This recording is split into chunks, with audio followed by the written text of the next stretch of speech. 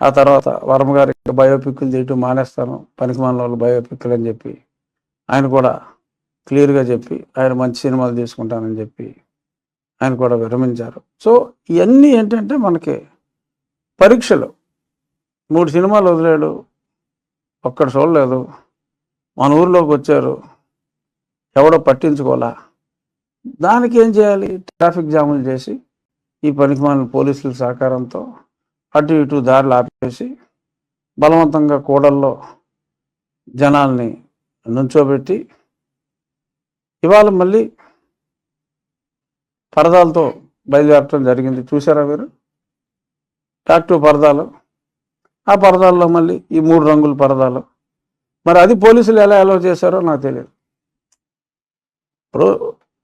Road పొడుగుతూ Jaganmohan Reddy party 3 రంగులతో పరదాలు కట్టేశారు. ఆ 3 రంగులతో పరదాలు 2 కిలోమీటర్లు పరదాలు కట్టారు. సరే, ఇతను పైకి ఎక్కటం మానేశాడు. అప్పుడు వాళ్ళే కొట్టించుకున్నారు, అది నిజం. సంబంధం లేని వాళ్ళు తీసుకు జైల్లో పెట్టారు, ఇంకెవరి మీద తోయాలని చూస్తున్నారు. సో ఆ డ్రామా తర్వాత మరి ఇంత చీప్ డ్రామాలు ఆడుతున్నాడు ఏంటని చెప్పి ఆ విలువ కాస్త తగ్గింది. ఇది ఎలా తగ్గిందో కూడా నేను చెప్తా. జనం లేక అతని సభలు వెలవెల పోతున్నాయి. ఏదో అలా కవరింగ్ ఇచ్చుకుంటున్నారు, ఏదో నీరాజనం అని ఆ జనం అని.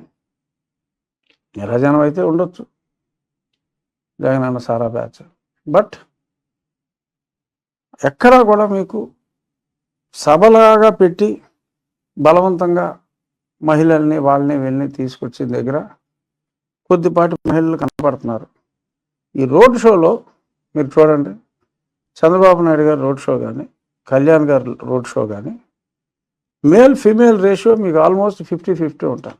If not 50-50, 55-40. మన పాలకొల్ల సభలో చూసాం, విపరీతంగా ఉన్నారు లేడీస్.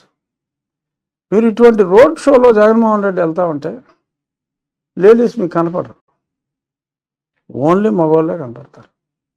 ఎందుకు అంటే స్వచ్ఛందంగా ఎవరో రావట్లా.